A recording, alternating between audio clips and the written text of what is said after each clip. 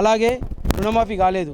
రైతులు ఇప్పుడున్న పరిస్థితులలో చాలా దుర్భర పరిస్థితులు ఉన్నారు. మా మండల కేంద్రంలో పాల రైతులు ఎక్కువ ఉంటారు. మేము ఉన్నప్పుడు కేసీఆర్ గారు ఉన్నప్పుడు, గౌరవ కేసీఆర్ గారు ఉన్నప్పుడు 4 రూపాయలు ఇన్సెంటివ్ ఇచ్చేది, రేట్లు పెంచేది, పాల రైతులకు ధర ఇచ్చి వాళ్ళని ప్రోత్సాహకాలు ఇచ్చేది.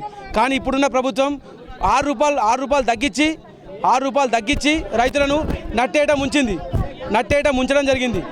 దీనికి ముఖ్య ఉద్దేశం ఏంటంటే రైతుల మీద ఎలాంటి ప్రేమ లేని ఒక దౌర్భాగ్యమైన సీఎం ఉండడం అక్కడ ఇంపార్టెంట్.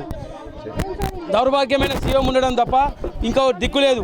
ఇప్పటికైనా బుద్ధి తెచ్చుకొని రైతులకు వెంటనే రుణమాఫీ మరియు రైతు బంధు నిధులు విడుదల చేయాలి. పండించిన ప్రతి గింజకు కూడా 500 రూపాయలు బోనస్ ఇవ్వాలి. మరియు ముఖ్యంగా ఇప్పుడున్న పరిస్థితుల్లో కరెంటు తీవ్రంగా ఎప్పుడు పోతుందో తెలుస్తలేదు, ఎప్పుడు వస్తుందో తెలుస్తలేదు.